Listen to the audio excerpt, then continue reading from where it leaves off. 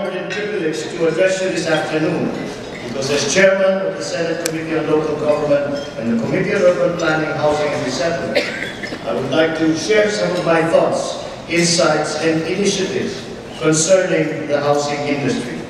This is a very memorable event to commemorate the 32 years of your existence as an organization. Just for the longevity, I congratulate you on that job well done. Although I will be the first to admit that I am not a particular expert in this field, as it came as a bit of a surprise to me when the committee was assigned to me. But I feel nevertheless confident in discussing this subject because, as I always boast to everyone, I have the best consultant in the world when it comes to this subject. The former Minister of Human Settlements is my consultant in the committee for ₱1 a year, my mother. All the former staff in the Ministry of Human Settlements. That's why the first time I got this job, I immediately asked to be briefed and to be given a very rapid education on the subject. And I believe that we have come, in that process, we have come to some conclusions and insights on the subject. Government does not have adequate resources to finance costly housing programs and is perceived as not providing the right incentives to attract private capital, especially for the informal and low-cost housing sectors. Thus, the housing sector needs to comprehensively address this rapidly growing housing need and to actively involve the private sector, especially in providing socialized housing needs. An assessment undertaken in 2006 estimated that while the total housing need is growing by roughly 626,000 units annually, the total output of government, of all government housing programs, in combined, is only 190,000 units per year. The government, which is the biggest provider of low-income housing, can only muster an average annual output of 130,000 units of social housing assistance, judging from the medium-term development plan targets of the NEDA. Being chairman of both the Senate Committee on Urban Planning, Housing and Resettlement, and the Senate Committee on Local Government, I would like to highlight that the belief that I have that the local governments can proactively participate and assist the national government in this challenge posed by the housing sector.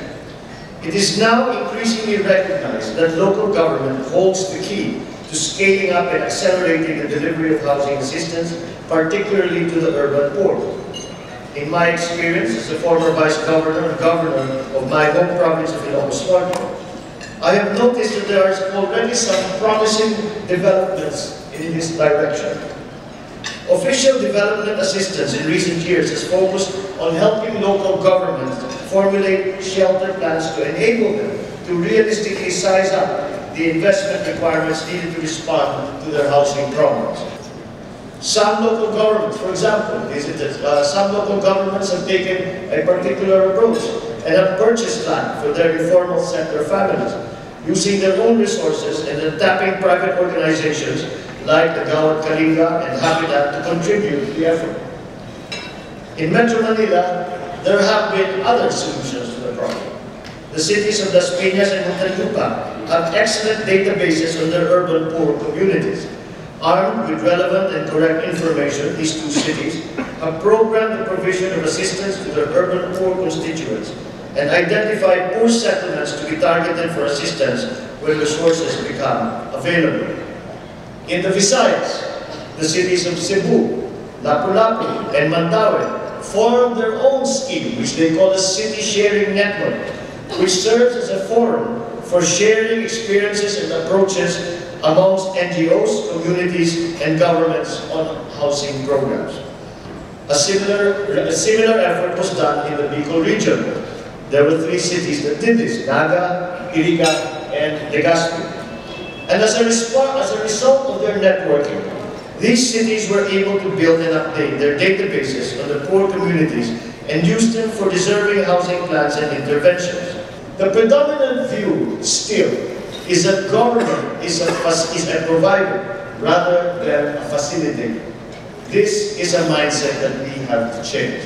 We cannot depend on government. It is clear that government cannot close the gap. We must find more imaginative measures, find that coordination, find that integration of functions so as to arrive at some kind of synergy, so as to be able to actually address the shortfall that we have in low-income and socialized housing. Housing in the low-income sector has to be undertaken with a balanced view of ownership and rental policies. This is something that we haven't spoken in the past about, because the tendency in the Philippines, when we talk about especially low-income or low or socialized housing, we are always talking about ownership.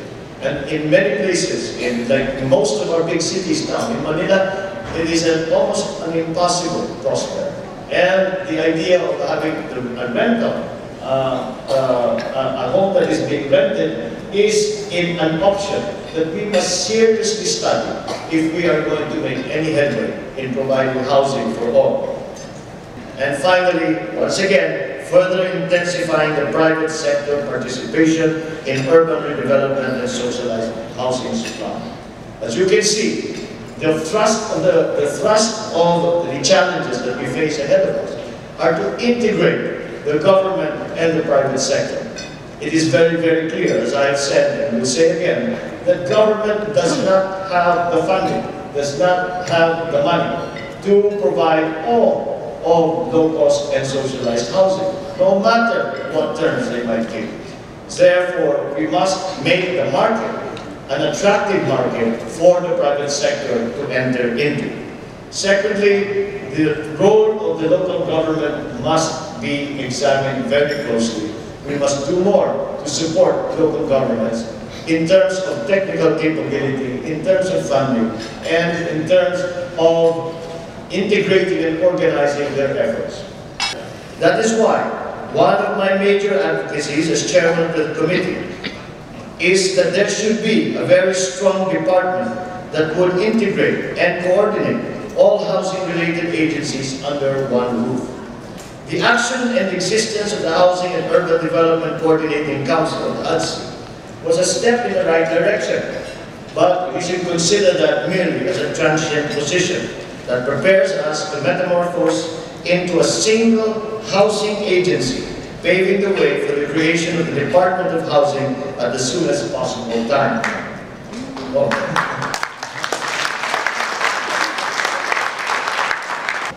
We must not stop making noise, beating the bushes, and getting the attention of policymakers. That is the challenge we have before us.